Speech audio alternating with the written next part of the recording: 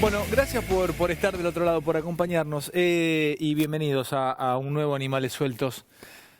Si uno no se toma un poquito el tiempo para darse algún gusto personal en televisión, nada sirve lo que uno hace, porque esto es como decir laburo, laburo, laburo, laburo, para luego tomarme un par de días de descanso, un par de días de disfrute.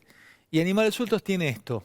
Animales Sueltos tuvo o tiene muchos años en la actualidad, pero cuando va llegando fin de años, con la producción elegimos 4 o 5, y nos damos pequeños gustos periodísticos y personales de poder entrevistar. Ustedes lo habrán visto y los van a seguir viendo en esta semana porque van a aparecer nombres importantes. Y él es un gusto que entre todos nos damos porque no un hallazgo, todos ya saben lo que es Freddy Storani, pero se puede hablar de todo con Freddy. Y también, básicamente, hablar un poco de su vida y de su vida política, ¿no? Y de su historia en la política. Freddy, un placer tenerte. ¿Cómo andás? No, para mí un gran gusto estar acá. Vos sos de 1950. Sí, soy del 50. Sos nacido en Hernando, provincia de Córdoba. Así es, de la capital del maní, sin alusiones personales. No tenés tonada cordobesa. No, porque yo me vine mitad del secundario. Uh-huh. Mi padre fue designado en el gobierno de Arturo Illia como secretario de Energía y Combustible. Y yo tenía 14, 15 años. Y me vine a vivir a Buenos Aires primero y después me fui a estudiar a La Plata. Y ya me notaban los bonaerenses y los porteños que tenía tonada cordobesa, pero luego al revés, ya no, ya me fui haciendo neutro. Nadie, absolutamente, o pocos en mi medio, cuando van a hacer una entrevista, sacan conclusiones o por lo menos estudian el socioambiental del invitado. Socioambiental es, y yo lo digo medio como exagerado, pero entender un poco de dónde viene, contextualizar, esta es una herramienta de la historiografía, contextualizar el año en que nace y qué pasó en la época en la que él crece. Entonces vos sos clase 1950, yo pensaba, vos sos un chico de 5 años cuando se produce el golpe del 55, eras muy pequeño, lo habrás vivido a través de los ojos de tus padres. ¿Qué pasó en el golpe del 55? El bombardeo a la plaza en el 55 y esa revolución libertadora o fusiladora para muchos. Bueno, sí, lo viví muy intensamente porque yo vivía en ese momento, como vos bien dijiste, nací en Córdoba, en Hernando, y en Córdoba en general. Perdón, cerrame la puerta del estudio, por favor, ¿se puede decir? ¿Qué me decías? En Córdoba se combatió, hubo combates civiles, no solamente el tema del golpe en sí mismo. Y para que vos tengas una idea, cuando se produjo el golpe de septiembre, posterior al bombardeo del junio del 55, mi papá estaba preso, estaba detenido. ¿Tu papá estaba detenido? Sí, mi papá era médico, había sido militante universitario en la Federación Universitaria de Córdoba. Pero disculpa, ¿por qué estaba detenido tu padre si el golpe, no sé, contame un poco de tu padre, pero se suponía que tu padre no estaba o no debería haber estado del lugar de aquellos que querían sacar a Perón del poder? No, pero era un opositor muy acérrimo al peronismo en ese momento. En Córdoba era o blanco o negro. Ah, pará, ¿estaba preso por el peronismo tu papá? Sí, sí, claro. Por eso cuando se da el golpe él estaba preso. Él fue liberado, digamos, después del golpe. Había sido detenido unos días antes. ¿Y cuánto estuvo preso? Yo creo que debe haber sido un par de semanas antes del golpe. ¿Y vos tenés recuerdo con 5 años de eso? ¿Eras muy chiquitito? Sí, me acuerdo, ¿sabés por qué? Porque me impresionó muchísimo un auto que tenía no sé, uno de esos Plymouth, que eran medios con esa forma que todavía no tenían cola, y estaba lleno de agujeros de bala. ¿El auto de tu papá? Sí, porque una vez salieron de una reunión, nos vinieron a detener, se escaparon y les tiraron y me impresionaba mucho ver los agujeros de bala que tenía el auto, que era un auto color verde, me acuerdo. Y perdóname, ¿no? También quiero saberlo, ¿tu mamá vivía? O sea, Sí, lógico. Y sí. vos vivías con tu mamá y con tu papá. Y tenías 5 años y a tu papá lo mete en cana. Ujú. Y vos tenías, qué te explica tu madre? Porque no tenías 14, tenías 5 años. ¿Qué te dice tu mamá que tu papá iba preso? Bueno, que eran cuestiones de la política, del país, la vivíamos muy así. Yo vengo de una familia muy política, por parte de mi madre y por parte de mi padre. ¿Por de qué ambas. de tu mamá? Mi mamá de apellido es Zabal Ortiz, nada más ni nada menos. Contame ese apellido. Es un apellido que tiene muchísima historia, que fue en el último tiempo canciller de... Miguel Ángel Zabal Ortiz fue canciller de Arturo Illia. Es una familia de origen puntano, Ujú. pero luego radicada en la provincia de Córdoba. 11 hermanos, gran parte de ellos se hicieron muy fuertemente radicales y demás, y gran parte peronistas. El primer gobernador peronista de San Luis, por ejemplo, fue un tío abuelo mío, un Zabal Ortiz también. O sea, tenías, en tu familia tuviste peronistas también, Claro, sí, por parte de tu mamá. exactamente. Y tu papá, Y radicales. tu papá estaba preso, para entender un poco más cómo una de las figuras políticas con la que yo crecí, porque Freddy, yo tengo 48 y yo crecí viéndote a vos en la televisión y crecí y te leí y te estudié en el secundario a vos, porque cuando me toca estudiar el secundario, mis profesores me dieron para estudiar, no sé, desde el Movimiento de Renovación y Cambio, la coordinadora, después llega el Advenimiento de la Democracia, te estudié en la facultad, estudiando Sociología y ahora te tengo acá, por eso para mí, o sea, yo me olvido de la cámara, o sea, yo quiero saber un poco más de tu vida, de tu historia y de lo que viviste. Cae tu papá preso, ¿cuántos días? Está 15 días preso y llega la Revolución Libertadora. ¿Y ahí qué pasa con tu papá? ¿Lo liberan? Sí, que bueno, estaba junto con mi abuelo también, que también estaba preso, y otros correligionarios radicales que habían sido... Te vuelvo a repetir, Córdoba fue una situación muy especial, muy particular. Ujú. En Córdoba se combatió en las calles. Hubo un combate incluso en el cabildo de la ciudad misma de Córdoba capital, importante, intenso. No fue como en el resto tal vez del país, fue mucho más intenso. Y por eso es que la tradición quizás en Córdoba es tan fuerte, tan polarizada. En general nosotros lo vivíamos como una cuestión casi natural, no como un hecho Ahora, extraordinario. cuando tu papá queda libre, ¿no? Y ahora arranco hablando un poco también de la otra parte de la historia. Yo no noto en tus palabras odio al peronismo. Y nunca he notado, bueno, claro, pero en una época de absoluta grieta, ¿no? Y de locura y de enojo, yo te tengo enfrente a vos, te metieron en cana a tu viejo. Tenías 5 años, uno ahí imprime psicológicamente con lo que pasa. Y vos sos un tipo que no sos odiador, no sos un hater, como dicen ahora. No, O sea, para nada, al contrario. Yo creo que uno de los graves problemas que la Argentina tiene, y no es que lo diga ahora, lo he dicho varias veces que has tenido la generosidad de invitarme, que critico mucho a algunos de mis correligionarios que se quedaron en una situación que yo llamo un poco irónicamente preconciliares, es decir, que están antes del abrazo Perón-Balbín, son anteriores. me interesa mucho eso. Los llamás preconciliares. Se quedaron antes. ¿Qué significa el abrazo Perón-Balbín? Significa un gesto extraordinario, porque el propio Balbín, no nos olvidemos que se le hizo un desafuero en la Cámara de Diputados, que también fue preso, y sin embargo, de haber tenido esos agravios, tuvo la capacidad de entender que para lograr la unión nacional, la unidad nacional, era necesaria una reconciliación. Y ese abrazo con Perón, que era un Perón diferente, era un Perón que había vuelto al país para intentar esa unidad nacional. No te olvides que en esos momentos hasta se especuló con la posibilidad de que existiera una fórmula Perón-Balbín. Yo no lo recordaba eso. No, sí. Existía la posibilidad de Sí. que hubiese una fórmula Perón-Balbín. Claro, para consumar claramente la unidad nacional y encarar la crisis profundísima que la Argentina vivía.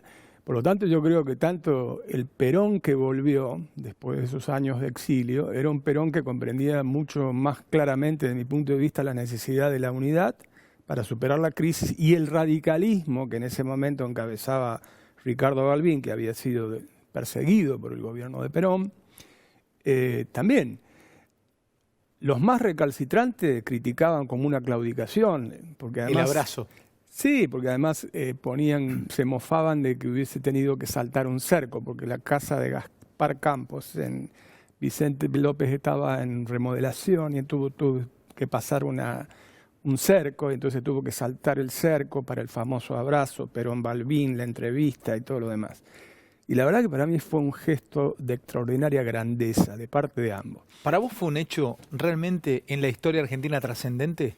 Muy ¿Sí? trascendente y sobre todo culmina cuando Balbín despide los restos de Perón en el Congreso, con aquella famosa frase: un viejo adversario viene a despedir a un amigo. Ahora, qué increíble lo de Balbín, porque Balbín no pudo ser presidente. Siempre se quedó ahí y tuvo, bueno, perdió creo que 3 elecciones. La última fue contra Cámpora, o sea, termina perdiendo, termina siendo consagrado Cámpora. Cámpora, Solano, Lima. Es contrafáctico esto, pero ¿vos creés que podría haber sido un gran presidente, Balbín? Estoy seguro que sí. Porque el equipo que rodeaba fundamentalmente a Ricardo Balbín, sobre todo en materia económica y social, acompañó al gobierno de Arturo Illia, con Eugenio Blanco a la cabeza, que fue ministro de Economía, y fue un extraordinario gobierno desde el punto de vista de los indicadores económicos. El de Illia. El de Illia, claro.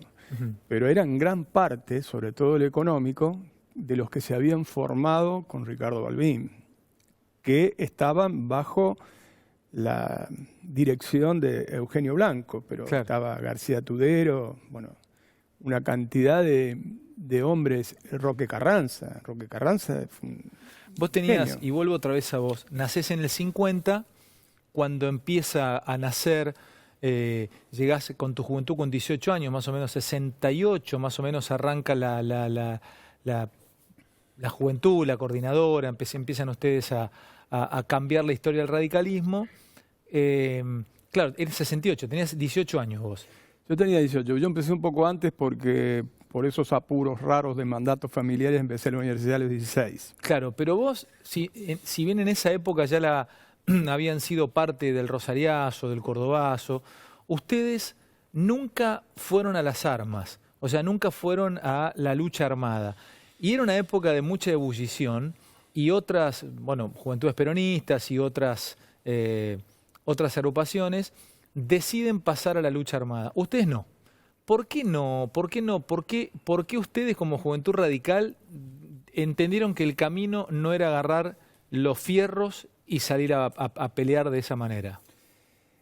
Mira, hubieron algunos que sí fueron influenciados, sobre todo después del golpe contra Arturo Illia, que se lo consideraba tan injusto, y hubo todo un debate en la Juventud Radical, y algunos plantearon que la única forma de garantizar hacia el futuro que no hubiera más golpes militares era derrotándolos militarmente. ¿Eso se discutía entre ustedes internamente? Exactamente. ¿Te acordás de esas charlas? No para que me las refieras. Pero Yo ahí vos era muy chico. eras Sí. chiquito. Era bastante más chico que los que tomaban las decisiones. Eran charlas, perdón, eran charlas hiperocultas. O sea, Sí, había que ocultas, hacerlas sí. en lugares. Sí, eran, deberíamos decir semiclandestinas, no clandestinas totalmente, pero eran más o menos ¿Y así. qué eran? ¿Sobre 50 tipos o menos? Menos, Menos, 30, 40, a lo mejor. Y se discutía esto, decía, che, uno decía, pido la palabra, y se paraba y decía, yo considero que tenemos que tomar las armas porque es la única manera que no siga la violencia. Sí, porque acá ya no hay caso a un gobierno como el de Arturo Illia, que anuló los contratos petroleros, que produjo la ley de medicamentos, ¿Qué momento? que estableció el salario mínimo vital y móvil, que creció el Producto Bruto, que mejoró la educación. Le dan un golpe corporativo, porque era un golpe para que el primero que asumió fue Salimey, que venía del cursillismo, y después vino Krieger Bacena, que era la ortodoxia liberal de siempre. Vos ¿no? tenías ahí 15, 16 años, más o menos. Sí. 15, 16 y escuchabas. Bueno, finalmente deciden no pasar a las armas, o sea, ustedes dijeron no. No, los la radicales mayoría no. dice que no, porque pensábamos, y una discusión no fue tan sencilla, porque algunos de ellos sí, la mayoría se incorporaron, fueron casi fundadores del Ejército Revolucionario del Pueblo. ¿El ERP tuvo parte de Juventud Radical? Muchos, Ah, no lo recordaba esto. ¿sí? Ujú. Algunos apellidos son muy representativos. Urteaga, por ejemplo. Urteaga era hijo de un dirigente radical de San Nicolás, y bueno, el propio Santucho. Todos venían de origen radical. La mayoría de los que venían de familias peronistas fueron a montoneros dentro de la Perdóname, organización. se me mutea el micrófono de Freddy, cuando deja hablar un segundito se mutea. ¿Qué me decías? Entonces venían muchos de... Por una cuestión hasta de formación más laica. El radicalismo tiene una tradición más laica y el peronismo tiene una tradición más vinculada a sectores católicos. Las juventudes estudiantiles católicas y demás en su momento fueron a ser el embrión de lo que después fue Montoneros. Claro. Y nosotros, o una vertiente, digamos, de la juventud radical, estuvo cerca del ERP. La mayoría de la juventud radical, y ese es el valor histórico de la coordinadora, dio un debate diciendo de que el camino de la violencia era un camino de vanguardia, que era divorciado de las mayorías y que iba a traer mayores males que beneficios. ¿La vieron ustedes esa? La vimos. Es muy buena esa. O sea, ustedes vieron, Freddy, de jóvenes, que la violencia iba a engendrar más violencia. Iba a engendrar más violencia y que las principales víctimas iban a ser los propios sectores populares, tanto estudiantiles como dirigentes sindicales, como todos aquellos que tuvieron un planteo democrático. Me vuelve loco estar charlando esto con vos y este programa yo me lo voy a guardar de colección. Son estos gustos realmente personales. Cuando ustedes consideran esto entre jóvenes, ¿pudieron llegar a hablarlo con el ERP? ¿Tenían algún tipo de contacto con ERP o con Montoneros más adelante para decirle, che, ¿no es el camino, aflojen? Sobre todo con el ERP, sí. Con el ERP, sí. Incluso no hace demasiado tiempo se revelaron algunas conversaciones del propio Raúl Alfonsín con los dirigentes máximos del ERP y con algunos hombres y mujeres provenientes del radicalismo que militaban en el ERP, que hicieron de nexo. Y esas reuniones se hicieron. Esa reunión, que no hace demasiado tiempo fue publicada por un diario de aquí, Alfonsín fue acompañado por Raúl Borrás, que era un hombre de su enterísima confianza a esa reunión.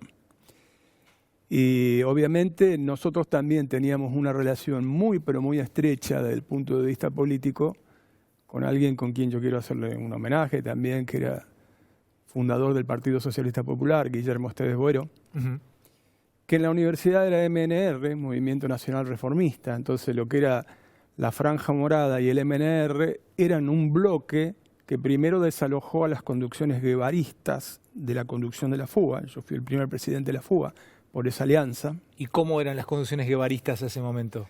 Y eran el planteo, la consigna era por 2, por 3, por muchos más Vietnam, por la liberación social y nacional.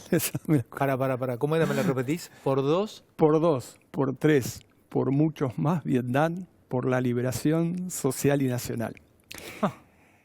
A ver, el planteo era generar los focos en América Latina que encendieran la chispa de una gran insurrección. Por eso lo de Vietnam. No te olvides que estábamos casi... Claro. Éramos de la misma época que la guerra de Vietnam. La teoría del foquismo, creo que era Regis Debray. Regis Debray después terminó siendo asesor de François Mitterrand, sí, señor. Pero fue capturado con la guerrilla del Che Guevara en Bolivia. Regis Debray era uno de los autores de la teoría del foco, pero bueno, no era una originalidad. También en buena medida esto se inspiraba en la concepción maoísta en su momento. Ahora, ¿cómo ustedes no caían encantados con la edad que tenían? Vos tenías 16, 17, 18 años. O sea, la entrada a Cuba, a la entrada a La Habana del Che, de Cienfuegos, de Fidel, 59. Vos tenías 14, 15, 16, 17 años, podrías haberte enfundido en todo eso y sin embargo no te enamorás de eso. Porque ¿qué hubo pasó? todo un debate, como te digo, político, ideológico, eso sí. Incluso yo a propósito puse el énfasis. Nosotros sí teníamos una formación de una influencia, se puede decir, obviamente radical. Hablamos un poco de la filosofía del radicalismo, historicista, krausista, pero también una influencia marxista. ¿El radicalismo tiene influencia marxista? Esta generación del radicalismo, sí. Esta generación, sí. Y fundamentalmente del marxismo gramsciano, de Antonio Gramsci, sí. El gran pensador italiano que escribió gran parte de su obra preso y perseguido por el fascismo. Y ahí estaba el tema de la dialéctica de las contradicciones. Cuando yo digo por 2, por 3, por mucho más Vietnam, por la liberación social, es porque la izquierda dura planteaba que la contradicción principal era la del proletariado con la burguesía. Y nosotros planteábamos liberación nacional y social, porque planteábamos que había que hacer una amalgama entre los sectores populares, el pueblo, y que el primer objetivo era el planteo antiimperialista. En ese momento estaba muy en boga la teoría de la dependencia, que si te digo quiénes la impulsaban, hoy te caes De espalda. de espalda. ¿Quién? Y bueno, Cardoso, por ejemplo, el que fue presidente de Brasil. Mentira. No, era el Pero si principal. Fernando Henrique Cardoso fue el Fernando mayor... Henrique Cardoso y Enzo Faleto. Hay un libro que es un clásico que se llama Contra la dependencia, o contra la teoría de dependencia. Entonces el planteo Fue era... el mayor representante del pensamiento liberal de los últimos años en la región y el tipo... Y mirá vos cómo... Claro, pero entonces nosotros, abrevando en ese debate ideológico, entendíamos que la contradicción principal era pueblo-antipueblo, la lucha antiimperialista en contra de la dependencia, y que el planteo de vanguardia de la lucha armada iba a imposibilitar el desarrollo, y además nuestra consigna era elecciones libres, sin condicionamientos ni proscripciones.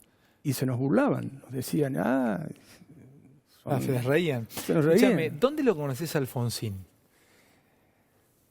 Alfonsín primero lo conozco en La Plata. Yo ya estudiaba en la Facultad de Derecho, en la Universidad Nacional de La Plata, y Alfonsín era presidente del Comité de la Provincia de Buenos Aires. Todavía él no había producido la ruptura con Balbín o con el balbinismo.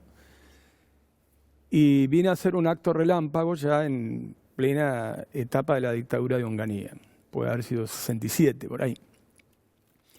Me acuerdo ¿Vos que... qué estudiabas ahí? Derecho. Derecho, en La Plata. En La Plata, sí. Hicimos un acto entre los pocos que pudimos juntar, Alfonsín arriba de un cajón de manzanas o de lo que fuera, con un megáfono. ¿Así en serio? Sí, así, en serio. Y bueno, él fue a parar en cana, por supuesto. ¿Por eso? Claro, estaba prohibida la actividad política. ¿Me estás jodiendo, Freddy? No, lo podés chequear para que no crea que yo estoy fabulando. Ya lo sé, pero me impresiona.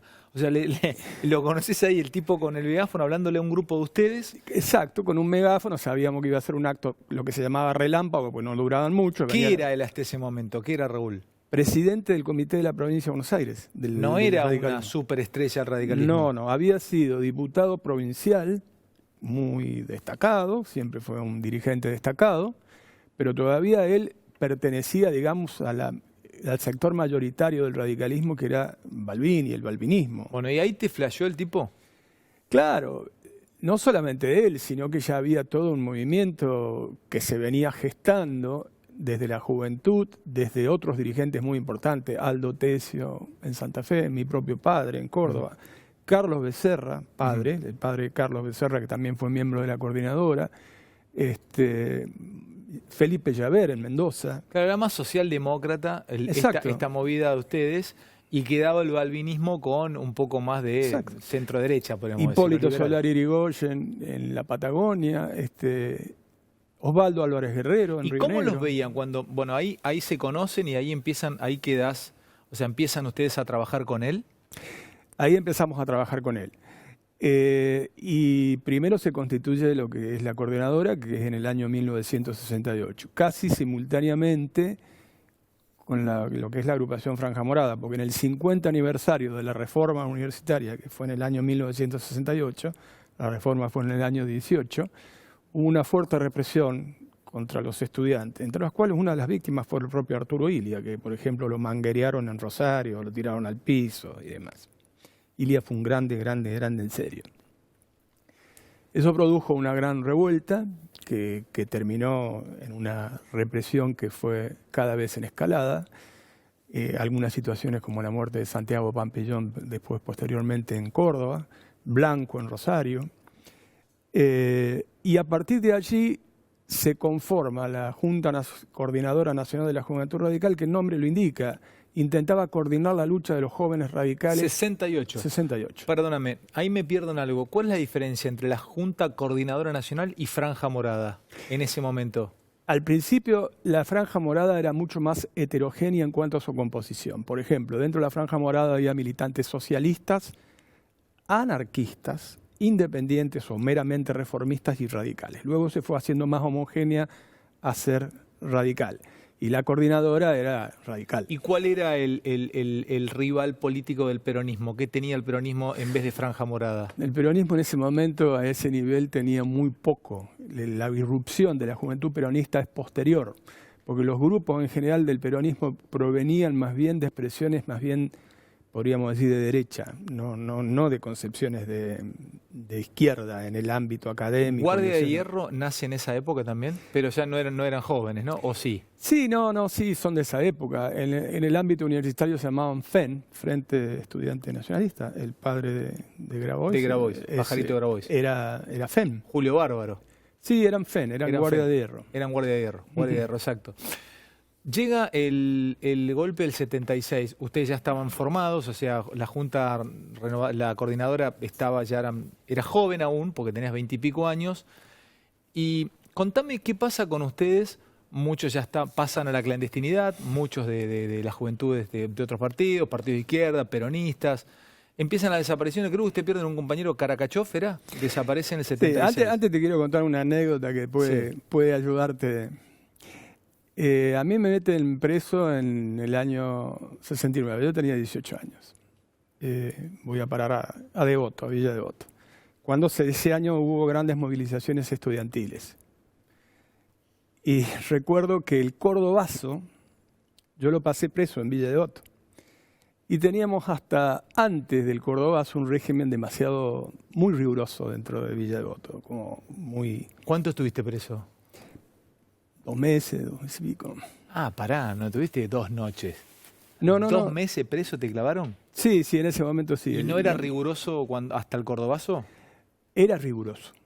Ah, era riguroso. Era riguroso que dormías en la celda, sí. Sí, dormíamos en cuchetas. De todas maneras, gran cantidad de los pabellones estaba ocupado por estudiantes. Entonces era un fermento permanente de debate político. Perdóname, me abrís 1000 puertas. ¿Quiénes estaban presos con vos ahí en esa época? Bueno, conmigo cayó Ricardo Campero,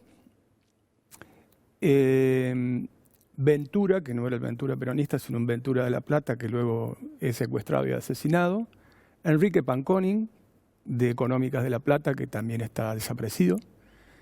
Éramos 4, y yo. Nos capturaron cuando veníamos de La Plata a Buenos Aires con una cantidad de volantes y demás para hacer propaganda por las revueltas que en ese momento había. Nos interceptaron en un lugar, se ve que habían dado el dato, primero nos llevaron a una comisaría ahí en la calle Esmeralda y después nos trasladaron a Villa Devoto. Pero ¿qué es lo interesante que te quería contar? Es que después del cordobazo es como que los mismos guardiacárceles olfatearon y nos empezaron a tratar mejor. Y empezó uno que es un sabio, yo siempre me río, ahora me dijo, bueno, dice, los presos de hoy pueden ser los gobernantes de mañana. Dijo. Me jodés. ¿Te lo dijo un guardia cárcel? Yo no me olvido nunca de eso. ¿No te olvidás nunca? No, o sea, eras pendejo, estabas en cana y el tipo vino y te dijo, bueno, quién sabe, ¿no? Los presos de hoy pueden ser los gobernantes de mañana. Y cambió la cosa. Qué bárbaro. Ahí se aflojó la dureza del régimen de Onganía. Onganía quedó herido de muerte con el cordobazo. Ya después esa dictadura, que terminó siendo una dictadura mucho más leve que la dictadura posterior que vino, se fue ablandando y nuestra acción fue creciendo. ¿Qué pasó con ustedes en el golpe del 76? ¿En dónde te agarra y qué deciden? Porque si bien ustedes no estaban en la lucha armada, eran opositores y podrían haber, bueno, tuviste compañeros desaparecidos, pero ¿qué pasó con ustedes? ¿Decidieron quedarse o muchos se fueron? ¿Cómo fue la historia ahí? No, en el golpe sí, hubo un debate donde dijimos, te lo digo porque me lo acuerdo muy bien, porque hasta teníamos una expresión gráfica, dejar un periscopio arriba. Dejar un periscopio arriba. Es decir, seguir haciendo, pero mirar por un periscopio porque el terreno estaba muy revuelto. Nosotros nos opusimos al golpe, porque creíamos que iba a traer cosas peores. Algunos estaban contentos por el golpe porque decían que iba a agudizar las contradicciones y por lo tanto se iba a identificar mejor al enemigo principal. Delirio. Que luego lo pagamos carísimo. Nosotros no. Y yo era presidente de la FUA en ese momento, así que estaba no expuesto, súper expuesto. Pará, eras el presidente de la FUA, Federación Universitaria Argentina. Sí, la FUA, sí. Eras el presidente de la FUA con 26 años. Menos. Y no, el golpe 76. Sí, bueno, yo Sí, empecé antes a ser presidente de la FUA y me agarra el golpe sin poder hacer el congreso porque ya la actividad política estaba... Bueno, está bien, pero te agarró con una edad... 24 años, más o menos. 24 22, 23, 24 años. Bueno, te agarra el golpe. ¿Qué haces ahí? ¿Empiezan a discutir y vos qué dijiste? ¿Se te pasó por la cabeza, me voy del país? No, nunca se nos pasó por la cabeza irnos del país, aunque por supuesto que hubo momentos extremadamente complejos. Y ahora sí viene un tema que sí, quiero hasta rendir un homenaje. En el año 76... septiembre, lo secuestran y asesinan a Sergio Karakachov, que era un poco el líder nuestro en lo que se llamaba Movimiento Radical en Lucha, en La Plata, que fusionaba, digamos, a la Franja Morada, a la Coordinadora y demás. Pero se llamaba En Lucha porque tenía un diario que nosotros difundíamos, que era el diario En Lucha, y bueno... Y lo secuestraron y lo asesinaron, apareció a los 2 días muerto, junto con un dirigente de origen socialista, muy amigo nuestro también, Domingo Teruggi, en los alrededores de la ciudad de La Plata. ¿Qué pasa entre el 76 y el 83? ¿Cómo vivís esos años vos? ¿Haciendo qué y políticamente qué hacías? Bueno...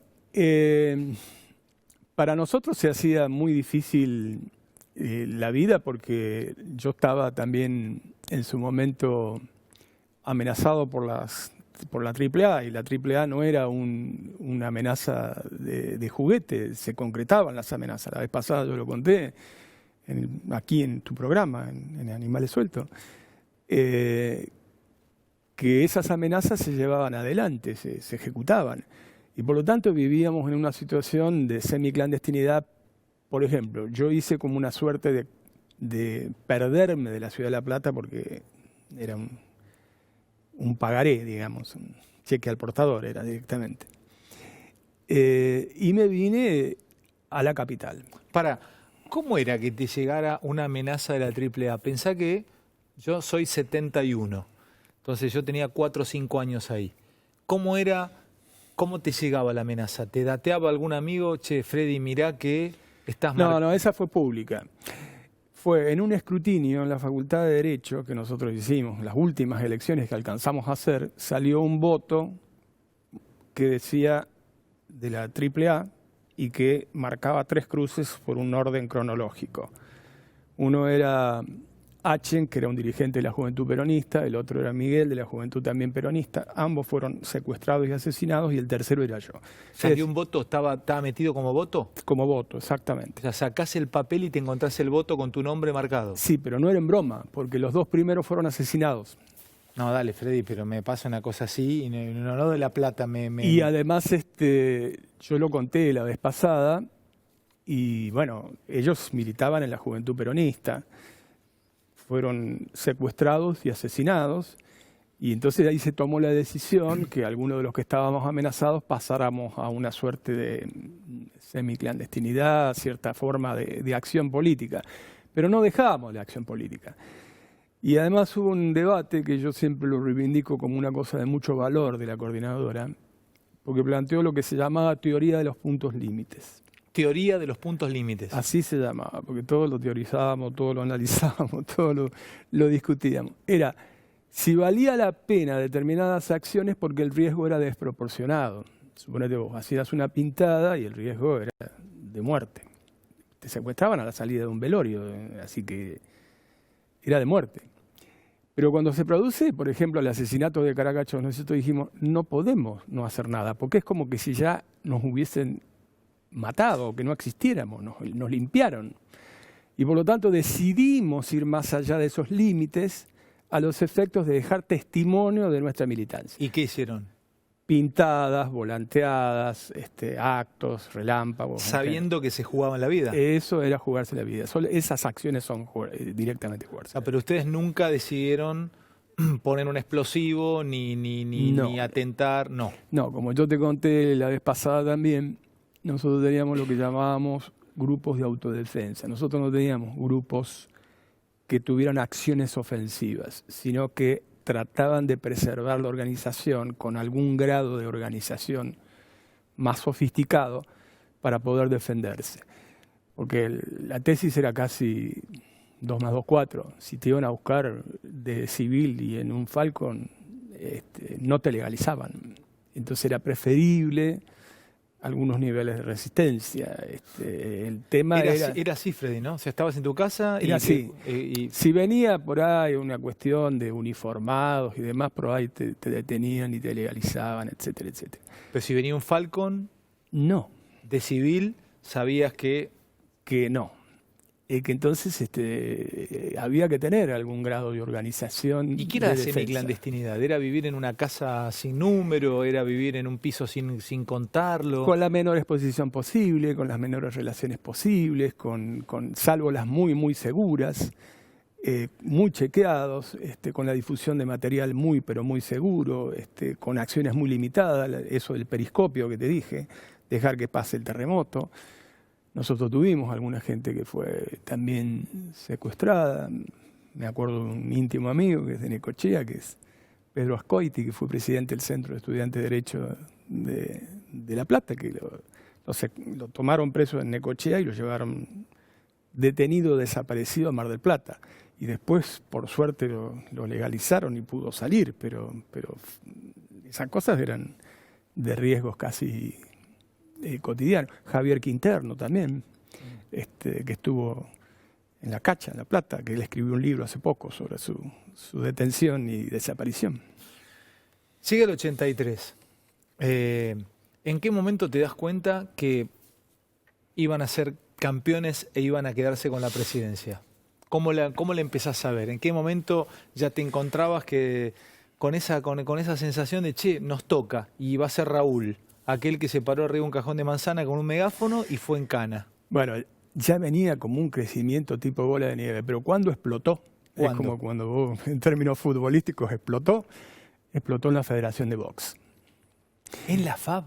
En la Federación de Box. Cuando Alfonsín se planta casi como el único político argentino, a pesar de reivindicar fuertemente la reivindicación histórica de nuestra soberanía en Malvinas, pero dice esto es una aventura, es una locura, va a traer mucho más males que beneficios para la causa y para todos los argentinos. Y a pesar de la euforia que acompañó en ese momento a la plaza mirá la contradicción, yo lo enseño en mis clases también, porque yo doy clase en la Facultad de Derecho de La Plata, y digo, miren, ¿qué enseñás en la clase, en la facultad? Derecho político. ¿Y qué enseñás dentro de Derecho político que pones ahora y nos estás contando el proceso de transición a la democracia, porque el proceso de transición a la democracia en Argentina es llamado un proceso de transición de ruptura, es decir, no pactado, a diferencia del chileno, que fue pactado, o de la transición, por ejemplo, española, que fue pactada. O sea, había una plaza ahí que apoyaba lo que iba a pasar en Malvinas. No, pero primero hubo una plaza del 30 de oposición que fue reprimida fuertemente por PAN, Paz y Trabajo, el 30. Sí. Y el 2 de abril estaba también llena la plaza vitoreando por el tema de Malvinas. La desilusión que produjo la derrota militar en Malvinas, que era previsible, produjo tal revulsivo que la gente miró a quién fue uno de los pocos políticos en Argentina que fue capaz de plantarse ante la oleada que venía. ¿Y Alfonsín lo había hecho en la Federación de Box? No, Alfonsín lo había hecho antes, entonces después, el acto de la Federación de Box es julio, y finalmente la capitulación en Malvinas es en junio. Entonces, todavía estaba prohibida la actividad política, y nosotros decidimos hacer un acto en la Federación de Box, pero como no teníamos tanta confianza, hasta punteamos cómo iban a ser más o menos las columnas, es decir, bueno, de La Plata cuánto, 200, 300, de Capital 400, de Santa Fe tanto, del Litoral y demás. Y cuando las columnas organizadas venían llegando, nos quedamos afuera, porque atestaba. Entonces yo ahí olfateé que esto ya venía dijiste año 82. Esto está creciendo desde adentro y explotó, explotó. Un mes después repetimos la misma experiencia en el Club Atenas de La Plata. Capacidad 6.000, 7.000 personas. Explotado. Explotó. Y empezó a explotar en todos lados. Y explotó, y explotó. Ahora, ¿cuál es la ventaja cualitativa? Que nosotros teníamos una organización capaz de receptar y canalizarlo. Porque existía la coordinadora. Era el liderazgo de Alfonsín, de muchos de los cuadros que acompañaban a Alfonsín, que fueron muy importantes, pero una organización juvenil que pudo capitalizarlo. O sea que el secreto para vos, o uno de los grandes secretos del triunfo del radicalismo en el 83, fue la coordinadora. Tal vez sin la coordinadora el peronismo podría haber ganado con Luder. Lo principal, vamos a ser justos, fue el liderazgo de Alfonsín y lo preclaro de anticiparse a los escenarios y todo el conjunto de dirigentes del movimiento de Renovación y Cambio que lo acompañaron. Pero la estructura de la coordinadora en la militancia cotidiana, en la pelea barrio por barrio, porque la coordinadora estaba estructurada por frentes de trabajo. El frente gremial, el frente barrial, el frente universitario, etc. En todos lados teníamos militancia. Y eso fue capaz de receptar eso. Canalizar y organizar. Tuvimos una explosión en donde teníamos 100 adherentes y pasamos a tener 5.000 adherentes y así. Y esa explosión, si vos no tenías una organización, no la canalizabas. Y eso fue la estructura que acompañó a Alfonsín. No obstante, yo me acuerdo que el día de la elección era fiscal general en la provincia de Buenos Aires. Imagínate que enfrentábamos a Herminio Iglesias, no era liviano el tema. Alfonsín había denunciado el pacto militar sindical, Alfonsín había planteado que iba a juzgar a las juntas militares, que iba a derogar la mal llamada ley de pacificación nacional, que era la ley de amnistía. Por lo tanto, no sabíamos si no nos iban a meter el gancho, la mano, iban a parar la elección en algún momento. Por lo tanto, no pudimos relajarnos hasta bien entrada la noche, cuando ya la tendencia fue totalmente irreversible y donde ya la reacción que vimos de los militares no se producía.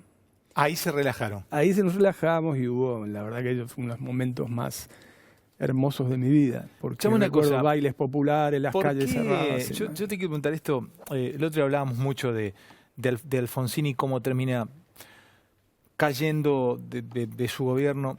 ¿Quién fue el que a ver, cuál fue ese caldo de cultivo? Tenés una condición, Freddy, poder estudiar vos.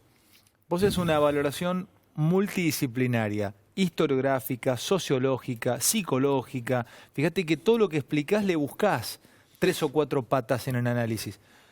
¿Por qué cae? ¿Quién lo termina? Le hicieron 300.000 paros. ¿Quién fue? ¿Fue el sindicalismo? ¿Fue el peronismo? ¿Qué fue lo que Alfonsín lo termina derrumbando? No, yo creo que principalmente fueron las condiciones muy adversas en materia económico-social.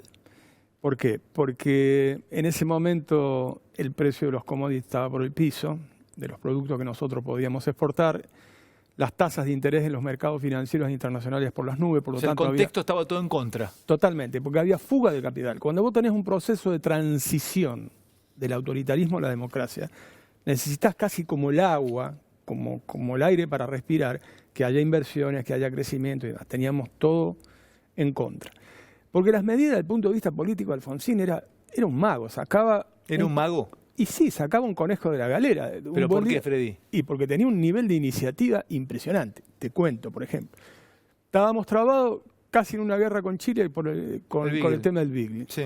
Y el tipo dice, bueno, está bien, porque no existe plebiscito como ahora que está establecido constitucionalmente o referéndum. En ese momento no, dice, bueno, dentro de las facultades implícitas del Poder Ejecutivo está consultar al pueblo. Porque no teníamos mayoría nosotros, sino. Se hace una campaña espectacular. ¿Vos te acordás de este momento que lo propone él? Pero sí, porque nos llamó a 3 o 4. Yo me acuerdo muy bien porque yo era presidente de la Comisión de Relaciones Sectoriales, entonces tenía mucho que ver con el tema. Porque además fui el informante en la Cámara de Diputados del Tratado de Paz y Amistad con Chile. Y dice, si vamos crudo, los tratados no pueden modificarse, o se aprueban o se rechazan, constitucionalmente es así. Y nos podían derrotar en el Senado, de hecho ganamos por un solo voto en el Senado. Entonces esa campaña previa que aunque no tuviera poder vinculante, es decir, el voto no vinculaba, tenía tanta fuerza moral que incluso dividió al peronismo. ¿Dividió el peronismo eso? Por supuesto, porque el propio Menem, justo es reconocerlo, acompañó la propuesta de Alfonsín, hizo un acto en la Casa de Gobierno de La Rioja, porque él era gobernador de La Rioja, con Alfonsín. Y otro dirigente importante, que era vicepresidente de la comisión, conmigo, que era Hilo Bordón, José Octavio Bordón, también acompañó. Y otros tuvieron una posición más recalcitrante, con Vicente Leonidas Sadi, en aquel famoso debate con Caputo. Y las Claro, o sea que termina siendo un poco un contexto general, que el que termina horadando el gobierno de Raúl. Sí, pero, a ver, Alfonsín lo echan mucho más por sus virtudes. ¿Lo echan por sus virtudes? Pero obviamente. Eso es un oxímoron, es una contradicción, no entiendo. No, lógico, porque, a ver, porque él tocó intereses de los bolsones residuales de autoritarismo. Por ejemplo, en la iglesia, el tema del divorcio. Nos sacan la Virgen de Luján y la llevan a la Plaza de Mayo. ¿Eh? Sí, sacaron. ¿Esas cosas influyen a ese nivel? La ley de divorcio fue así. Hicieron un acto en Plaza de Mayo para oponerse a la ley de divorcio. Eran los 2 o 3 Y sacan países la virgencita de la Luján. basílica y viene la Virgen de la basílica a la Plaza de Mayo para oponerse a la ley de divorcio. Se aprueba la ley de divorcio. Se aprueba la paz. Disculpame porque hay cosas que, reitero, hay mucha gente joven escuchando y viéndote. ¿Hasta esa época no te podías divorciar en Argentina? No, Si yo tenía, escuchame, me casaba en el 71 y en el 82 estaba muy mal con mi mujer, me quiero divorciar, ¿qué pasa? Te separabas, de hecho, pero no disolvía el vínculo, con lo cual vos no te podías volver a casar. Por eso es que estaban los famosos matrimonios vía México, vía Uruguay y todos esos disparates que había. El famoso tema de suéter, casémonos vía México. Claro, porque no existía, era uno de los pocos países en el mundo, la Argentina, que no tenía divorcio vincular, no disolvía el vínculo. Mirá si se hubiesen discutido en esa época temas como los de ahora, ¿no? Bueno, por eso te digo. Del embarazo. Bueno, justamente, pero estos temas, patria potestad compartida, divorcio vincular, el Tratado de Paz y Amistad con Chile. Pero para la ley de divorcio, cuando lo empiezan a plantear, reacciona parte de la sociedad y la iglesia reacciona trayendo a la Virgen de Luján a la Plaza de Mayo. A la Plaza de Mayo. ¡Qué bárbaro! Mira, es interesante, si lo podés encontrar, buscalo, porque fue una de las pocas veces que Juan Carlos Pugliese, gran presidente de la Cámara de Diputados, pide dejar la presidencia para cerrar el debate sobre la ley de divorcio. Él baja de la presidencia y cierra el debate sobre la ley de divorcio. Eran todos momentos fundacionales. Y ni hablar del juicio de las juntas militares. Porque vos derogaste la ley de amnistía. En su carácter de comandante en jefe del ejército, Alfonsín ordena el procesamiento de las juntas militares. Se produce, por decreto crea la CONADEP. La CONADEP recauda toda la prueba que sirvió de base a la acusación fiscal con aquel famoso alegato que finalmente hace extraceder No, nunca pero pará, más. una cosa, además tenemos que contextualizar que no es hacerlo ahora, era hacerlo en el 83, 84, bueno, por eso que con los radicales, perdón, con los militares, con las garras aún largas así y con un componente muy por complicado. eso que alguna vez hemos comentado el contexto de Semana Santa y tantas otras cosas, porque después hablar del tema es como cazar leones en el zoológico, pero en ese momento era una situación extremal. Mira, cuando uno habla de una transición de ruptura, tiene que analizar desde el punto de vista de la ciencia política las ventajas y desventajas. Los libros de texto dicen, bueno, Chile tuvo mayor previsibilidad, pero tuvo condicionamientos. Argentina, por el contrario, aparentemente no tenía condicionamientos, pero era caminar como en un terreno minado. Vos no sabías en qué momento pisabas una mina y volabas. No sabés qué podía pasar, claro. Exacto. Porque escúchame, Freddy, llevamos casi una hora, me quedan 2 minutos de charla, 3, 1 hora llevamos, ¿sabes? No me di cuenta. 1 hora llevamos. Esto cuando la charla fluye. Siempre me he quedado con una duda. ¿Por qué el candidato de la Alianza terminó siendo De la Rúa? ¿Por qué triunfa una parte que lo termina colocando a De la Rúa cuando de pronto, yo sé que ustedes podrían haber elegido a otro? ¿Cómo fue eso? Mira, porque nosotros considerábamos que era una transición, si se quiere, hacia una experiencia. Nosotros habíamos hecho la experiencia del Molino antes. Yo no sé si vos te acordás, ahora que se está recuperando la confitería El Molino, le hicimos con Chacho Álvarez y con Bordón. Y era una cuestión más de trasvasamiento, de transversal, ¿no? Pero en ese momento el que podía derrotar al peronismo y al menemismo y demás era de la Rúa, porque venía de hacer una muy buena gestión en la ciudad.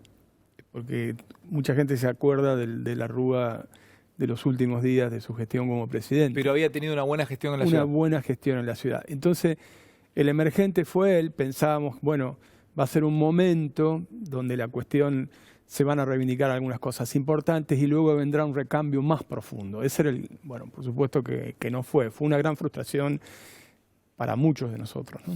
Quiero despedirme con esto, Freddy.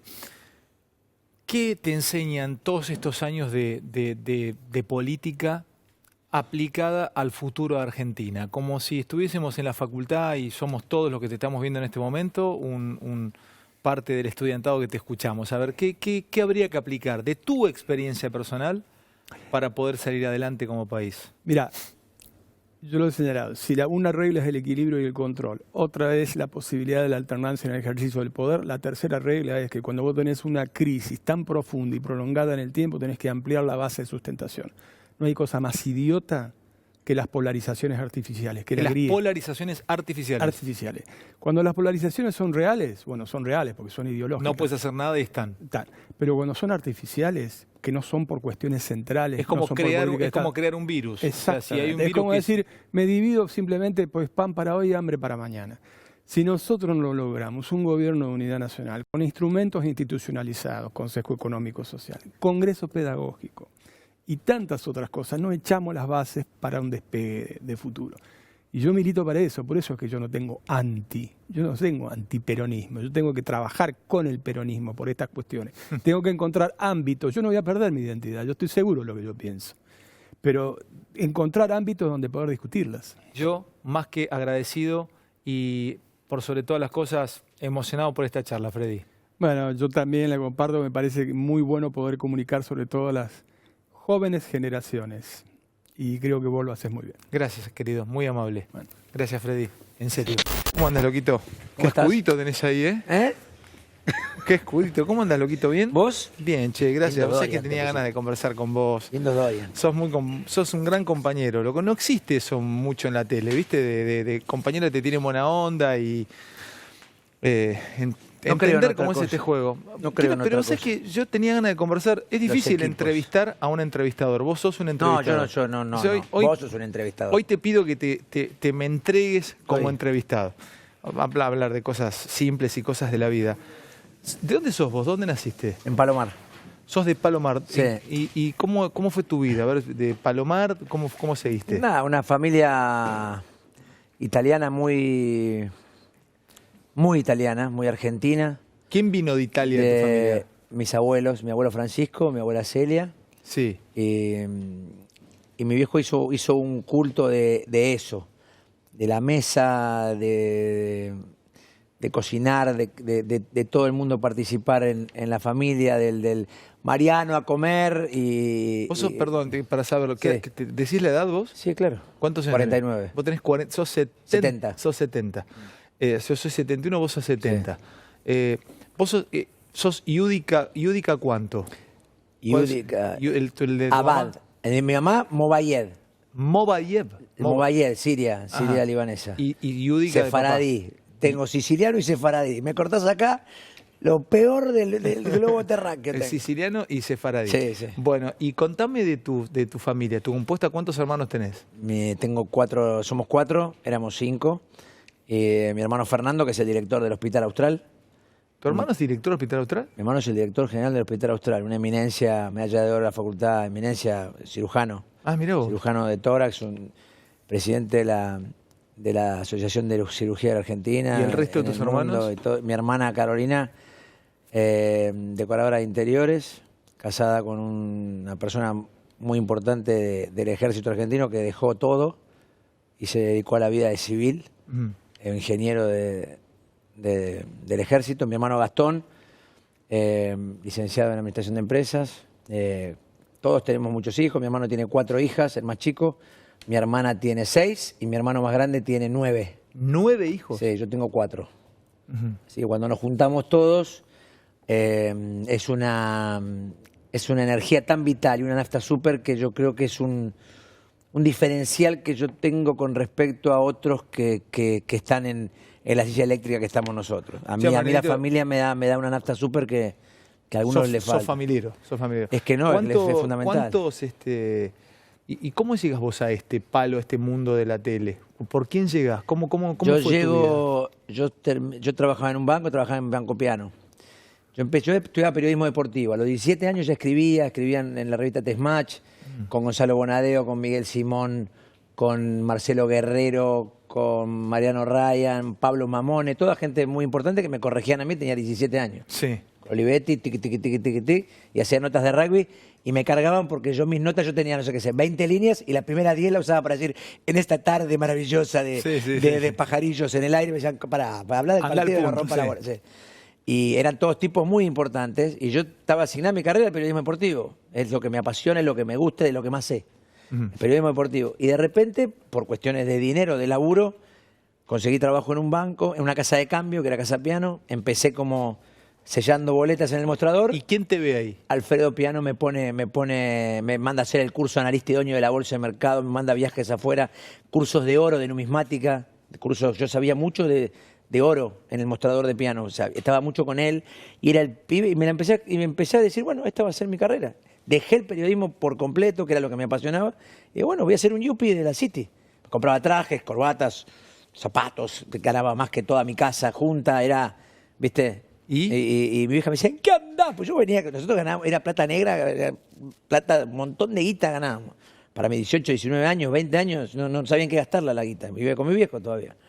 Y de repente cuando termina el banco, que se pone el 1 a 1 y se pone todo muy plomo, me voy del banco y con la guita que había ahorrado me compro iba a comprar, primero iba a poner huevos, una avícola.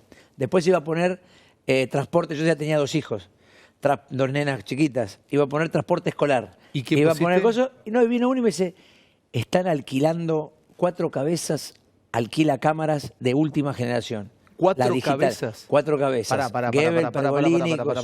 O sea, por una cuestión de puro casualidad. Sí, señor.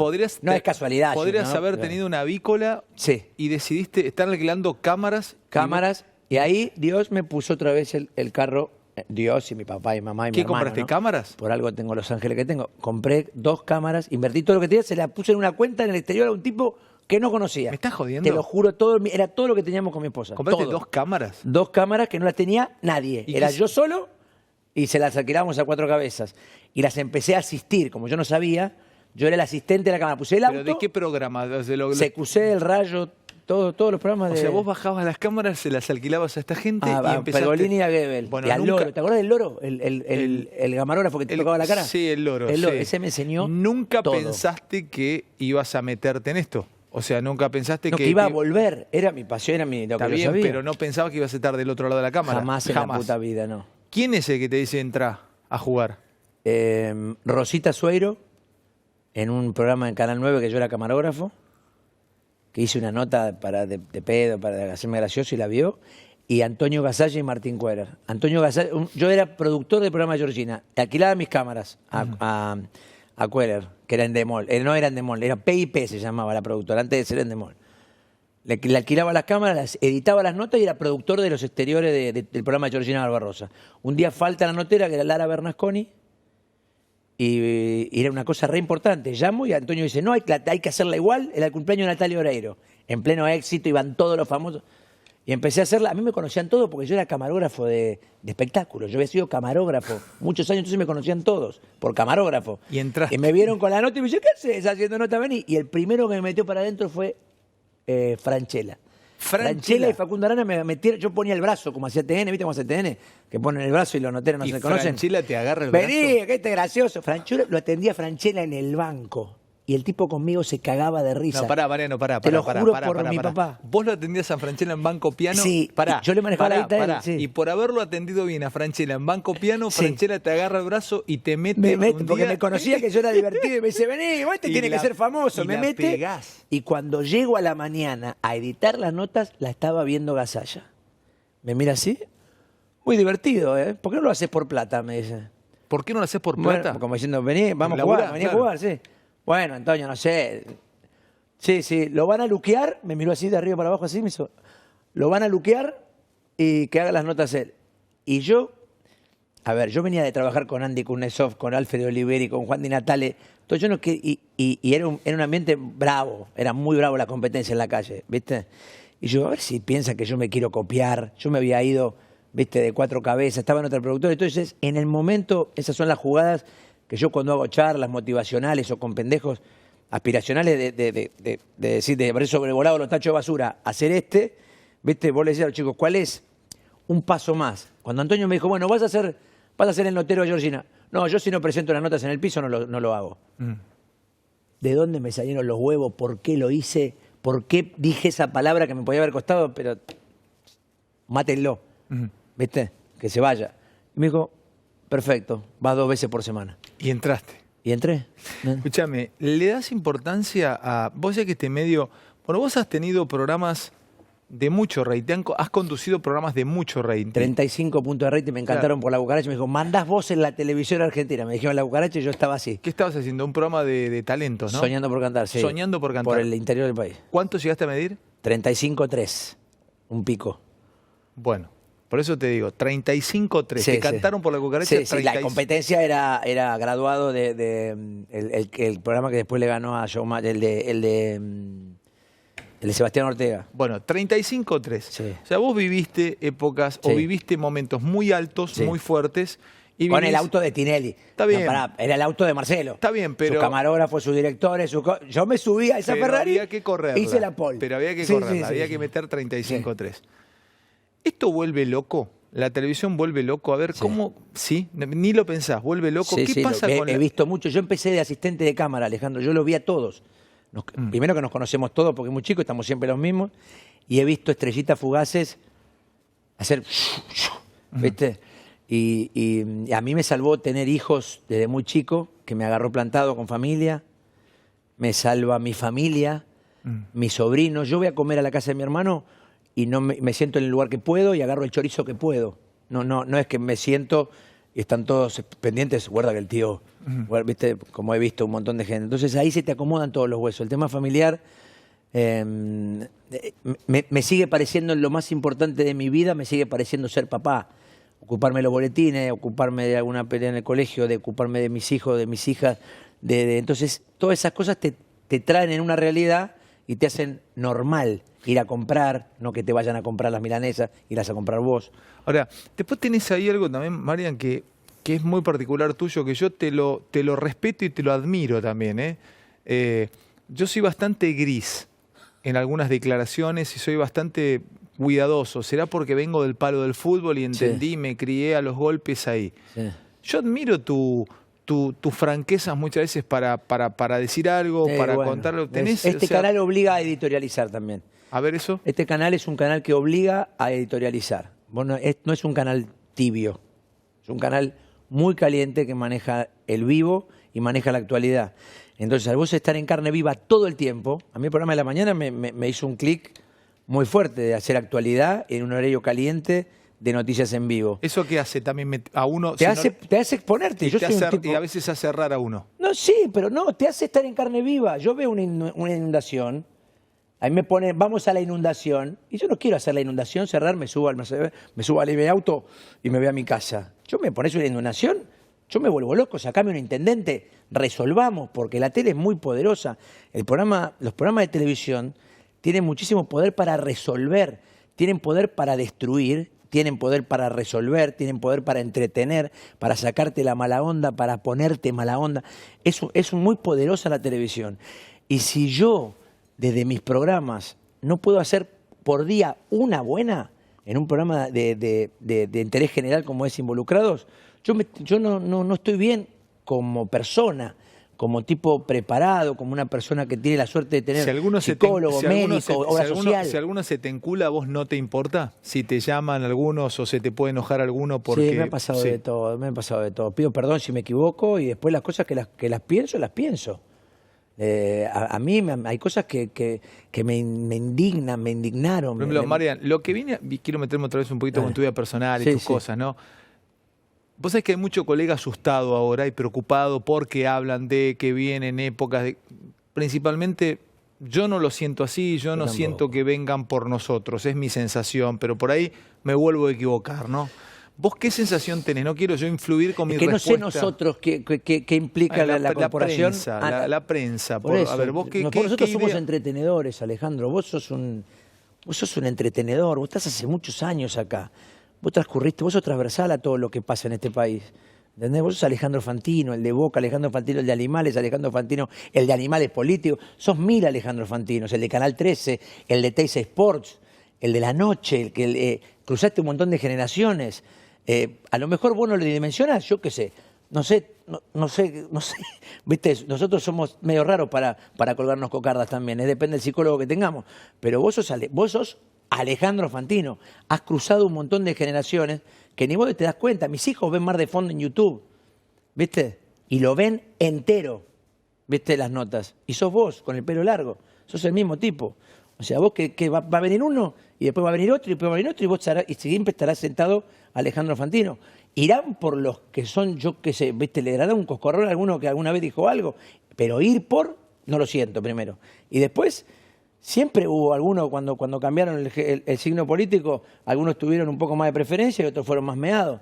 Pasó siempre, por lo menos desde que yo estoy en la televisión, que hace como 20 y pico, 27 años. Hoy hablaba con gente de este canal, que no ven al caso, y hablaba de la locura de lo que enloquece el rating. Yo ya me he enojado muchas veces. Hoy me pasó, sí. Parece que hubiéramos hablado. Hoy me pasó. Hoy terminé enojado. Con el universo que se mide, con la capital federal.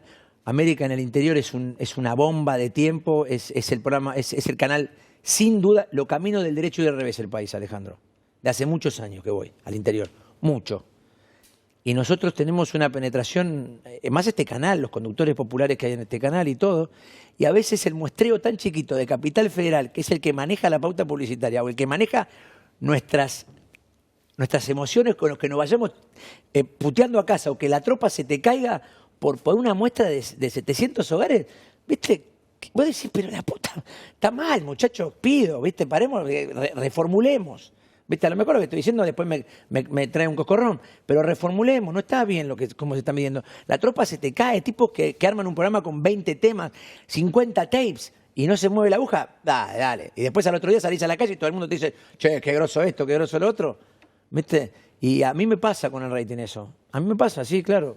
Y más en este momento. Sí, a mí también me pasa, sí. A mí me enoja mucho y yo trato yo en este momento no me estoy psicoanalizando, pero trato de controlarme porque si no podría decir cosas que a mi estilo, yo tengo una manera de golpear muy dura y creo que me podría sacar de la televisión si yo dijera en este momento lo que siento del tema del rating. Me sacaría de la televisión, pero me sacaría literalmente. Me tendría que ir de la televisión. Ha dicho cosas mucho más grandes. No, prefiero, sí, pero es complicado.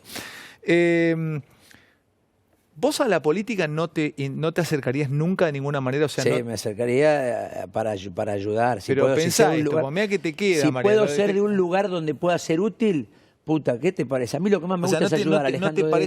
¿No te parece una locura, Marian, de poder transitar por una diputación o por una...? Sí, me parece una locura. ¿Te parece una locura? No por ese lado, no irías por ese lado. Una vez me ofrecieron ser un intendente. ¿En serio? Sí, y me asusté mucho.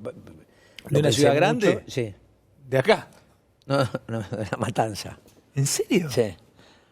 Pero yo soy peronista y a mí viste, era muy raro, la dicotomía era muy raro. Era todo, fue concreto fue la propuesta y la hablé con Romina, con mi esposa y todo, y no me da la nafta, no estaba preparado, no, hay que estar muy preparado. ¿Por el peronismo? Para manejar equipo, no me había llamado del lado de Macri. ¿Y no te Me dio miedo, no, la pensaste al menos, guacho? Me movió toda la estantería. Romina me miraba la última, porque la verdad que yo tengo una vocación, que mi vocación es ayudar. Ya lo entendí, Escuchame, ya lo qué sé, ya loco lo traté eso, en terapia. A mí porque- me gusta ayudar. ¿Y por qué sos peronista? ¿Porque por tus viejos? Sí. ¿Sí? Ujú. ¿Y qué tipo de peronista sos? El ayudador, el de la movilidad social ascendente, que va a cobrar el aguinaldo y festeja. ¿Viste? A mí no me banco el peronista que va a cobrar el aguinaldo y ya se vamos. El aguinaldo. ¿Sos del peronista que no quiere al que no es peronista? ¿Viste que hay- no tenés ningún problema? soy no. un tipo de traera. No, nada que ver. No, Ujú. no me río y convivo y tengo millones de amigos de todo tipo de la política argentina y no soy un fundamentalista de la política. Marinito, contame de tu familia. ¿Vos estás casado con Romy? Sí. ¿Hace cuántos No años? estoy casado. ¿No estás casado? No estoy casado. ¿Hace cuánto estás con ella? 17 años. ¿no? 17 años. ¿Y tenés cuántos hijos? 4. 4 hijos. ¿Qué edades tienen? 25 Valentina, 23 Bernarda, 21 Osvaldo, que está ahí atrás con los amigos, Ujú. son fanáticos tuyos, y 13 Salvador. Sí. ¿Y qué tipo de relación tenés con tus hijos? ¿Cómo? Estrechísima, muy estrecha, de padre. No soy el amigo, el padre amigo. No puedo. Yo trato de replicar una manera que creo que con mis hermanos y conmigo funcionó muy bien de mi papá y mi mamá y trato de ir por ahí, por ese libro, mejorado porque me trato de preparar para mejorar. Me analizo para ser mejor papá. ¿Qué hacía tu papá? Mi papá era médico, Ah, era médico. ¿Y tu Sí. mamá? ama de casa. Ama de casa. Sí, mi mamá era voluntaria del Hospital Posada. Mi mamá era la única que entraba a la Villa Carlos Gardel a poner inyecciones. ¿Tu mamá? La única del Hospital Posada que entraba a la Carlos Gardel era mi mamá a poner inyecciones.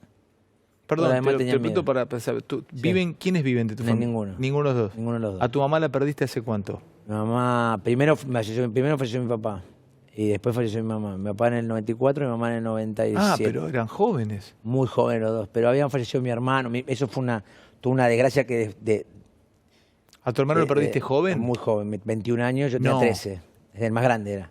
¿Y vos tenías 13? Sí, más Y más eso grande. derrumbó a tus viejos. A todos. Nos hizo a mi papá y a mi mamá por sobre todas las cosas. Mi mamá se enfermó al instante. ¿Pero qué edad enseguida. tenía tu mamita cuando se fue? Cuando mamá se fue a los 59. Uy, qué joven. ¿Y tu viejo? También 60 y pico. ¿Y quién se hizo cargo de Menos esa familia? Nosotros. O sea, Y nos hicimos más unidos que nunca. ¿Qué es ser mi más vieja, unido? mi vieja en la agonía dio unas pautas de lo que quería. La agonía de mi mamá sirvió mucho para reformularnos nosotros como familia de lo que iba a venir. Las agonías de un familiar tan importante te tienen que llevar a hacerte preguntas de por qué vos estás ahí en esa cama a esta hora de la noche, teniéndole la mano a una persona que le duele el viento. A mi mamá le dolía el viento que entraba por la ventana, de lo tomada que estaba por el cáncer. Le dolía cuando entraba el viento, decía, ¿viste? Entonces, cuando vos estás ahí, decís, puta, ¿por qué yo le tengo que estar limpiando a mi mamá, la chata, ¿viste? A mi vieja, que está entregada? ¿Para qué? ¿Para qué es esto? ¿Viste? Y yo hablé tanto con mi mamá en esas noches de que mi vieja estaba con morfina y me hablaba y yo le hablaba, me preguntaba y yo hablaba y me hablaba, y tu hermano, y ocupate de tu hermano, del médico, y ocupate de tu hermana, y vos y cosas. Y yo en ese momento dije, bueno, acá estoy, esta es la tarea. Y cuando yo metí el cajón para adentro, ¿viste? Estaba 0-0 con mi mamá, que no me pudo pasar ni con mi hermano ni con mi papá. ¿por qué con tu viejo no? Porque mi viejo salió hermoso, se quedó dormido y la quedó. Fue un retiro espiritual, mi papá. Fue un retiro, mi viejo había dado la vuelta de la vida, estaba viviendo con mi vieja una vida maravillosa. Cuando mi vieja se enferma, que se moría, que estaba totalmente tomada, mi viejo gana una cadena en el hipódromo. Una cadena es acertar del caballo 1 al 6, todos los primeros caballos enteros. Uno va a ganar la primera gana la primera gana todos juntos. Cobró el único ganador y ganó $110.000, no sé qué, una cosa así. No teníamos nada, vivíamos en 2 ambientes, 5 personas, en Kramer y La Vía. Y mi viejo gana la cadena y se la lleva a mi mamá a pasear por todo el mundo. Mi vieja enferma para morirse. Mal. Sin las 2 mamas, mal. La armadita la tenía mi viejo de amor, porque eran novios. Cuando vuelven del viaje, el que se muere es mi papá. Yo en el colegio Yo podía tener licencia para más. Yo era de los inimputables, ¿viste? ¿Viste esos pibes que vos decís, ¿qué querés? Se le murió el hermano. ¿Viste esas cosas que te pasaban con compañeros? ¿Y qué querés? ¿Viste? Los padres lo dejaron, los padres le pegaban con un martillo en la cabeza. ¿Viste que hay tipos que tienen problemas en la vida que tienen un carné para estar loquitos? Y nosotros, sin embargo, fuimos educados en una cuestión de amor, y todos teníamos nuestros hijos y todos tenemos los hijos sanos, y toda nuestra vida, a pesar de lo que nos pasó, tenemos los chicos sanos. Yo cuando brindo la mesa, nosotros lo primero que hacemos es por los chicos sanos. O sea, vos no estás enojado con Dios ni con nada. No, al nada. contrario, Alejandro, yo soy un bendecido de la puta madre. A pesar de esto, todo lo otro fue muchísimo más grande. Muchísimo. Para mí, para mis hermanos. Déjamelo referir. Sí. Déjamelo referir. Todo lo que te pasó, vos lo pones en la balanza y te das cuenta que todo el amor y todo lo lindo que te dio la vida supera holgadamente a lo malo que te dio la vida. No, vino por eso. Esa pérdida a nosotros y a mí, a mis hermanos, nos hizo un día ir a buscar a la ventanilla el cheque de resarcimiento. Por eso. Nosotros teníamos un cheque para ir a cobrar y tuvimos la bendición de poder estar sanos, sin rencores, sin mierda, y estar blancos y con fe para ir a buscar el cheque a la ventanilla. Había un cheque por todo eso. Todos mis hermanos y yo teníamos un cheque para ir a cobrar y tuvimos la habilidad. Y teníamos la vida nos dio algo gigantesco. Mujeres buenas compañeras, trabajadoras, inteligentes, sanas, compañeras en las malas, buenas madres, buenas esposas. O sea, pará. Después de todo lo que les pasó a ustedes los Yudica, cuando se juntan ahora vienen las fiestas, Sí, ¿cuánto pueden llegar a ser en una Navidad? 30, 27 de pique, 8 O sea, más 23, 30. ¿Tus hermanos cuántos hijos? Repetime los 9 hermanos. tiene mi Ahora hermano. contextualizo Sí. más. ¿Tu hermano cuál? Fernando, el médico. ¿El médico sí. cuántos hijos tiene? 9. 9. ¿Tu hermana? 6. Mi hermano Gastón tiene 4. ¿Y vos? 4. Claro, boludo. Son fiestas ustedes hermosas, festejan, hermosas. ustedes hacen una fiesta, Amor. No, es una energía de niños, es una energía de jóvenes. Ahora son jóvenes, lo mismo que tomaban el Bascolea, ahora se hacen el Campari. Esto es muy gracioso. Y a vos, esta secuencia, y a vos con 49 vas para 50, a vos entre comillas, envejecer, ¿qué es para vos? Es una... Yo no lo siento en el físico, lo siento en las rodillas. Pero no lo sentís en tu alma ni en tu... jamás, nada. no, ni con mi esposa. Cuando salimos con Romina salimos los novios y todo. Por más que en vez de bailar, en vez de que baile 20 temas, bailo 2, pero me los bailo como si tuviera 18. ¿Viste? Y quiero los encuentros con mi Yo ahora esposa. te entiendo mucho más, Marian, y yo creo que, te juro, sos un positivo vos. Vos sos un... Sí. Bueno, porque me trajo mucha más... Vos vivís, vos degustás la vida. Sí. Vos sos un tipo que degusta la vida, o sea, Sí. como un vino. Es que la vida, cuando vos la degustás y la celebrás, Dios se ocupa de que nunca falte. Repetime eso. Cuando vos la vida la celebrás y agradecés, la fuerza más importante de atracción que hay de cosas buenas es el agradecimiento.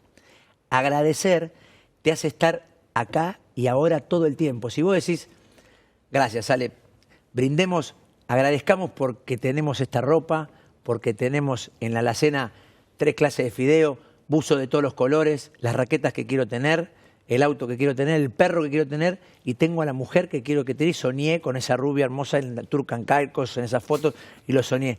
Gracias, Dios, por eso. Cuando vos decís ese gracias, estás totalmente consciente de que tu vida es 1000 veces mejor de los 200.000 personas, 200.000 millones de personas que tenemos a nuestro alrededor.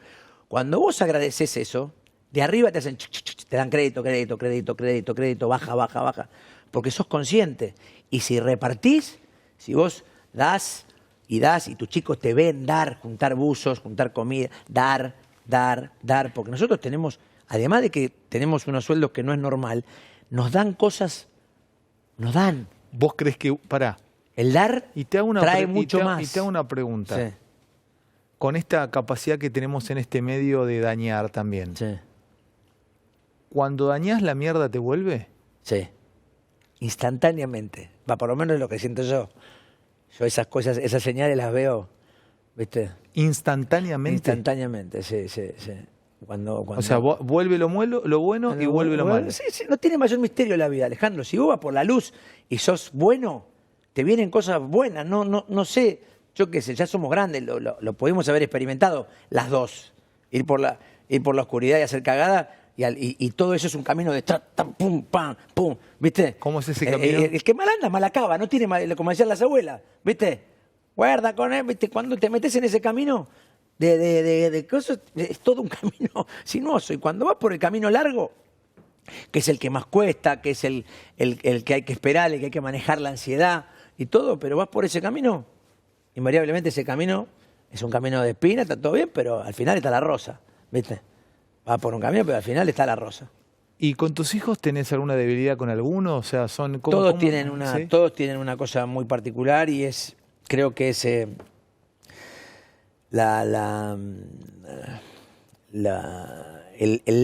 kit de la cuestión de ser padre de varios hijos es saber encontrar la diferencia de cada uno y qué es cada uno.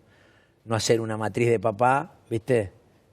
Y meter a todos, ser el mismo padre con todos. Yo no soy el mismo padre con Valentina que soy con Osvaldo ni que soy con Salvador. Escúchame, a la guita le das mucha importancia, ¿te importa? ¿La usás como un método para pasarla bien, para vivir bien? La uso para vivir bien, para ayudar, para hacer que los que estén alrededor mío no les falte nada de las cosas primarias y de las cosas también banales también. ¿Vos qué necesitas para estar bien? Mírame y te que los chicos estén sanos. Yo vi a mi hermana dormir 2 años en el Garrahan. Eso no... Nada se compara con un hijo enfermo. Nada. ¿Viste a tu hermana? Ningún padecer se compara con un hijo enfermo. Para mí, para Mariano, ¿no? Yo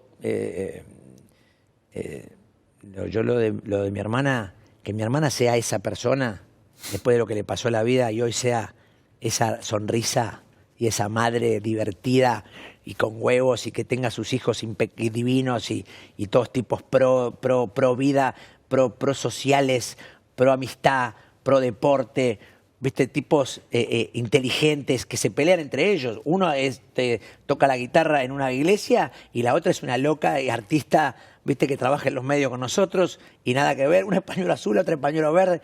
Y esa es mi hermana. Y mi hermana vivió 2 años en el Garrahan, boludo. Aparte de todos los años que vivió con Milagro, con su hija, ¿viste? Y eso es padecer la vida. Eso es padecer la vida. Cuando a vos se te enferma un chico, se te llena el culo de preguntas, con 39 de fiebre. Imagínate teniéndola toda entubada que no sabés si se muere, y te tenés que estar ahí, al lado, todos los días de tu vida. Se terminó la tuya. Vivís para esa vida que está ahí, en la camita. O los padres que tienen un chico con algún inconveniente, que piensan que cuando le nace un chico Down, dice que después saben que tener un chico Down es una bendición extraordinaria y son maravillosos y cuando tienen un logro o pueden salir solos, ese padre hace, ¿viste? Porque la vida... O sea, la vida para vos es celebrarla momento a o sea, momento. momento. Vos sabés que esta hora hay mucha gente sola viendo el programa, ¿no? Es un horario de gente sola. Gente grande sola. Sí, sí. Gente que tal vez tiene grande, ¿no? Ponés a alguien de 60 y pico, 70, que ya los hijos se fueron, grande, una pareja, se fue a dormir ella, se fue a dormir él. Y a mí me llena de... te juro, hermano, te lo voy a decir. Yo no te conocía así. Yo te quiero... Déjame de hablar a mí de vos. Sos un tipo luminoso, hermano. Te felicito. Tenés mucho amor por dentro. Tenés una luz de... Nada, no te conocía. Marianito, gracias, loco. Te descubrí hoy en otra faceta. Sé que sos así, pero quería que la gente también lo sepa. Para mí es un honor que me entrevistes vos. Gracias, es un Marianito. honor. Gracias. Es un honor. Dale, boludo. Sos el mejor entrevistador de Argentina, boludo, porque si lo sabe todo el mundo. Y aparte ahora casate, yo fui internacional, no vamos a Brian Castaños. Gente, gracias por todo. Nos vemos, si Dios quiere, mañana. Chau, hasta siempre.